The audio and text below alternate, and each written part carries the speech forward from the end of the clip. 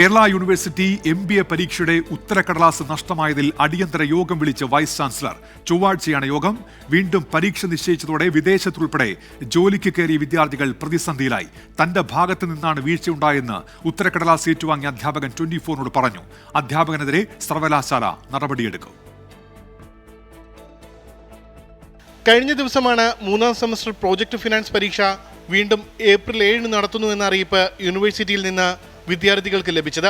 Email വഴി ലഭിച്ച അറിയിപ്പിൽ കാരണം യൂണിവേഴ്സിറ്റി വിശദീകരിക്കുന്നില്ല. 71 വിദ്യാർത്ഥികൾക്കാണ് ഇമെയിൽ ലഭിച്ചത്.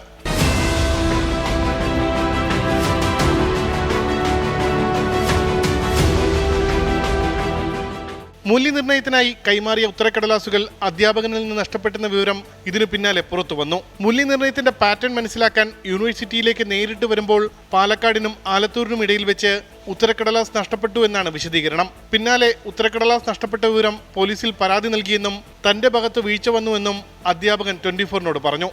ആലത്തൂരൊക്കെ ആയപ്പോഴാണ് ഞാൻ കുഴൽമന്നോ കഴിഞ്ഞപ്പോഴാണ് മനസ്സിലാക്കിയത്. അന്നത്തെ ദിവസം എല്ലാം അവിടെ പോയി എല്ലാം നോക്കി, പക്ഷെ കിട്ടിയില്ല. പക്ഷെ അതൊക്കെ ഒരു കുട്ടികളുടെ ഭാവിയാണ്, നമുക്കിപ്പോൾ ഒന്നും ചെയ്യാൻ പറ്റാതെ കളഞ്ഞുപോയി. അത്ര കുട്ടികളുടെ അടുത്ത് ക്ഷമിക്കണം എന്നാണ് എനിക്ക് പറയാനുള്ളത്. 2 വർഷത്തെ MBA കോഴ്സ് അവസാനിച്ച് ഭൂരിഭാഗം വിദ്യാർത്ഥികളും വിദേശത്തടക്കം ജോലിക്ക് പ്രവേശിച്ചു കഴിഞ്ഞു. വീണ്ടും പരീക്ഷ നടത്താനുള്ള തീരുമാനത്തോടെ വിദ്യാർത്ഥികൾ പ്രതിസന്ധിയിലായി. ലഭിച്ച ജോലിയടക്കം നഷ്ടപ്പെടുമോ എന്ന ആശങ്കയിലാണ് വിദ്യാർത്ഥികൾ. അതും ഇത്രയും ഷോർട്ട് നോട്ടീസിൽ 1.5 വർഷം 6 മാസം കൊണ്ട് പഠിച്ചത് ഷോർട്ട് നോട്ടീസ് 6 ദിവസം കൊണ്ട് എഴുതണമെന്നും പറഞ്ഞാൽ അതുമാത്രമല്ല നമ്മൾ 2-3 സ്റ്റുഡൻസ് പുറം വിദേശത്ത് നിൽക്കുകയാണ്. അവർക്ക് വരാൻ ഒരു നിർവാഹവും ഇല്ല.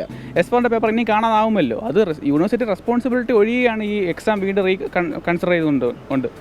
അപ്പോൾ ഇനി എസ്4ൻ്റെ പേപ്പർ ഇനി കാണാതില്ല, നാളെ മെയിൽ വന്നാൽ മറ്റന്നാൾ വീണ്ടും പോയി എക്സാം എഴുതാമെന്ന് പറയുന്ന ഒരു അവസ്ഥയിലോട്ട് വരും. നമ്മൾ ജൂനിയേഴ്സിറ്റി ഉണ്ടല്ലോ എക്സാം എഴുതാൻ.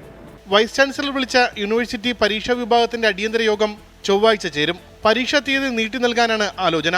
മൂല്യനിർണ്ണയവും വേഗത്തിലാക്കി റിസൾട്ട് പ്രസിദ്ധീകരിക്കാനും ആലോചിക്കുന്നുണ്ട്. വീഴ്ച വരുത്തിയ അധ്യാപകനെതിരെ അച്ചടക്ക നടപടി വരും.